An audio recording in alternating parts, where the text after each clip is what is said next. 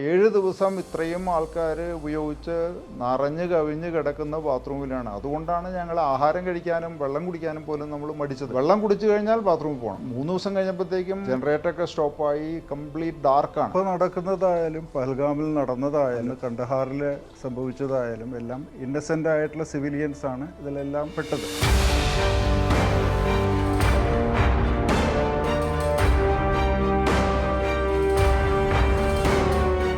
കാൽ നൂറ്റാണ്ട് മുൻപായിരുന്നു രാജ്യത്തെ നടുക്കിയ കാണ്ഡഹാർ വിമാന റാഞ്ചൽ.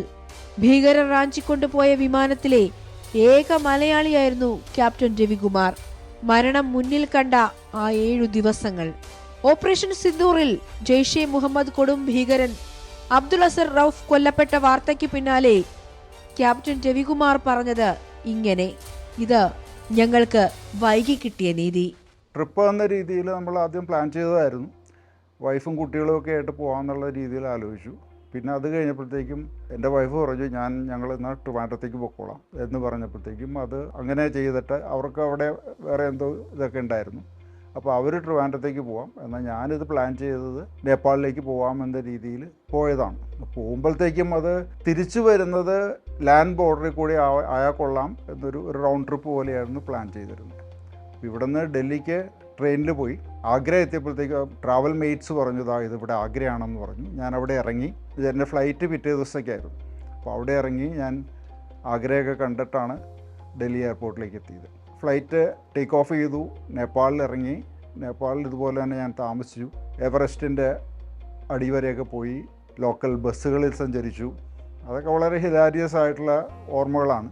ആ ബസ്സിൽ സൈക്കിള് തൂക്കിയിട്ടുണ്ടാവും, ആടുകളും കോഴികളും ബസ്സിൻ്റെ ഉള്ളിലുണ്ടാവും. ഇതൊക്കെ വെച്ചിട്ട് നമ്മൾ ട്രാവൽ ചെയ്തു. തിരിച്ച് ഈ വരുന്ന വഴി ഞാൻ വിചാരിച്ചു ഇനിയിപ്പോൾ തിരിച്ച് നാട്ടിലേക്ക് പോയാലോ, റോഡ് വഴി വേണ്ട.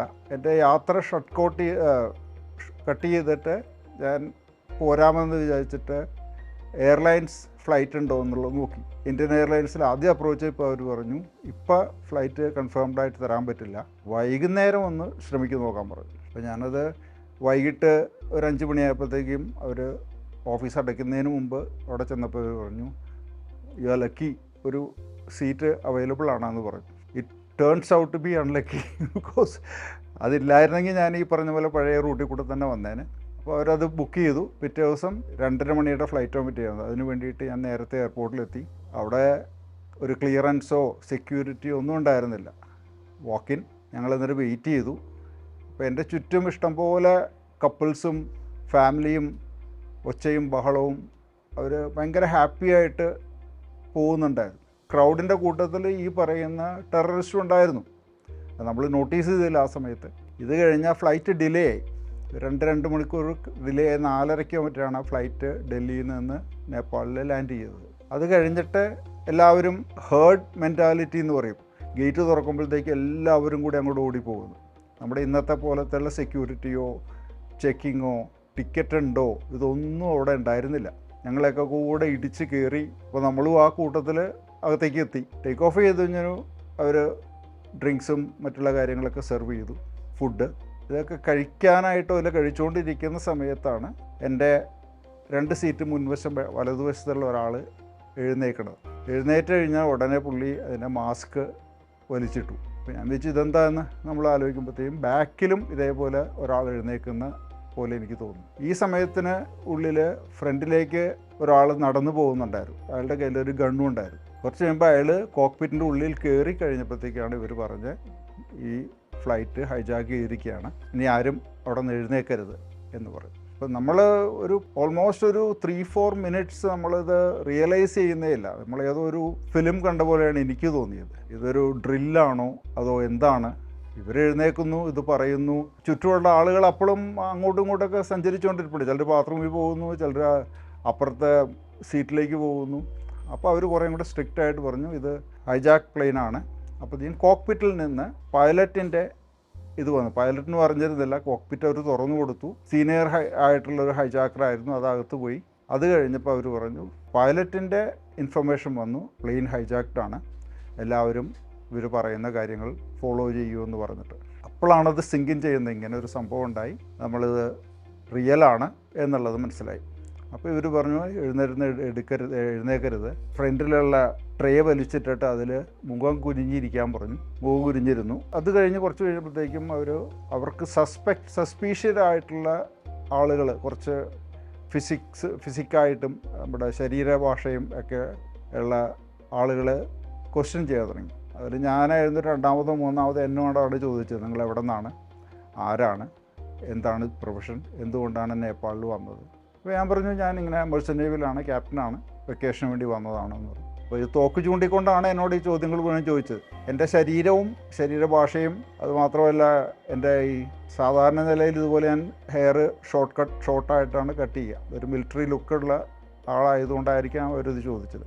അങ്ങനെ സസ്പീഷ്യസ് ആയ ഒരു 3-4 പേരെ അവരിതുപോലെ ക്വസ്റ്റ്യൻ ചെയ്തു. ഇത് കഴിഞ്ഞിട്ട് ഈ പറഞ്ഞ പോലെ റിയാലിറ്റി സിങ്കിൻ അവർ പറഞ്ഞു അനങ്ങരുത്. പിന്നെയുള്ളത് 7 ദിവസത്തോളം നമ്മൾ അവരുടെ കീഴിൽ അവർ പറയുന്ന പോലെ അനുസരിച്ച് ഇത് ചെയ്യുക. എൻ്റെ ബ്രദേഴ്സ് ജയിലിലാണ്, ഇവരൊക്കെ കാശ്മീരി മിലിറ്റൻസ് ആണ്. അവർ റിലീസ് ചെയ്യണം, അവർക്ക് ഇനി സഫറിങ് പാടില്ല, അതിന് വേണ്ടിയിട്ടാണ് ഞങ്ങൾ ചെയ്യണതെന്ന് പറയുമായിരുന്നു. അപ്പോഴും ഞാൻ ഒരാളോട് ചോദിച്ചു, എന്തുകൊണ്ടാണെന്ന് വെച്ചാൽ നിങ്ങളിത് ചെയ്യുന്നുണ്ട്, നിങ്ങളുടെ ബ്രദേഴ്സിനെ റിലീസ് ചെയ്യാൻ വേണ്ടി നിങ്ങൾ ഞങ്ങളെ ക്യാപ്റ്റീവ് ആക്കണം, കുറച്ച് പേരെ ഒരാളെ കൊന്നു, ഇനിയിപ്പോൾ എന്ത് സംഭവിക്കും, ഇത് കഴിഞ്ഞിട്ട് ഞങ്ങളുടെ മക്കൾ ഇതുപോലെ ഗണ്ണെടുത്ത് വരണോ നിങ്ങളുടെ കൂടെ, ഇതൊരു എൻഡില്ലേ എന്ന് ഞാൻ ചോദിക്കേണ്ടായി. അപ്പോൾ ഒന്നും അയാൾ പറഞ്ഞില്ല.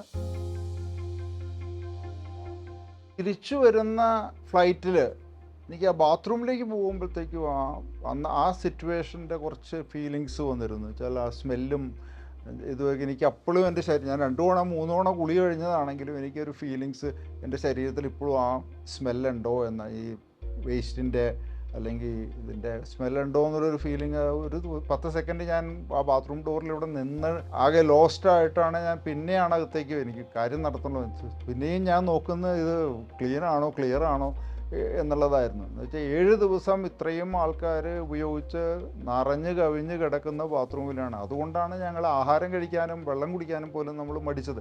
വെള്ളം കുടിച്ചു കഴിഞ്ഞാൽ ബാത്റൂമിൽ പോകണം. 3 ദിവസം കഴിഞ്ഞപ്പോഴത്തേക്കും ജനറേറ്ററൊക്കെ സ്റ്റോപ്പായി, കംപ്ലീറ്റ് ഡാർക്കാണ്, ബാത്റൂമിൽ ലൈറ്റില്ല, നമുക്കത് കാണാൻ പറ്റില്ല അതിൻ്റെ ഉള്ളിൽ നിന്ന്. പലരും ആദ്യമൊക്കെ ഈ ടോയ്ലറ്റിൻ്റെ പേപ്പറും ഒക്കെ വെച്ചിട്ടാണ് ഇത് കഴിഞ്ഞാൽ അതും ചെയ്യാൻ പറ്റാത്ത അവസ്ഥയിൽ ഇതെത്തി. ഡിഫിക്കേറ്റ് ചെയ്യാനായിട്ട് നമുക്ക് സ്ഥലവും സന്ദർഭവും ഇല്ലാത്തപ്പോൾ നമുക്ക് ആഹാരം കഴിക്കാൻ പറ്റില്ല.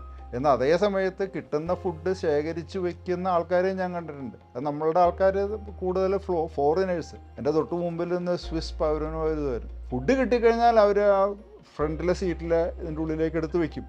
അവർ കഴിക്കണില്ലോ എന്നല്ല, they will conserve it, keep it. പക്ഷേ ഞാനൊക്കെ അത് അറിഞ്ഞാൽ കഴിച്ചത്. അത്യാവശ്യം വേണ്ടത് കഴിക്കുക, വെള്ളം കുടിക്കുന്നത്. 2-ാമത്തെ ദിവസം വെള്ളമില്ലാഞ്ഞിട്ട് ബിയർ ഓഫർ ചെയ്തതാണ് ഇന്ത്യൻ എയർലൈൻസ്. അവരുടെ കയ്യിൽ അതേ ഉണ്ടായിരുന്നുള്ളൂ, ബിയർ വേണമെങ്കിൽ തരാമെന്ന്. അപ്പോഴും അത് ചാടി പിടിച്ചവരുണ്ട്. ബിയറെങ്കിൽ ബിയർ, എന്നാൽ പിന്നെ ഫ്രീ ആയിട്ട് കിട്ടുന്നതാണല്ലോ എന്ന് പറഞ്ഞാൽ ഒരു സിറ്റുവേഷൻ അങ്ങനെയായിരുന്നു. ആളുകളത് എടുത്തവരുണ്ട്, ഈ പറയുന്ന പോലെ സ്റ്റോക്ക്ഹോം സിൻഡ്രോം കാണിച്ചവരുണ്ട്.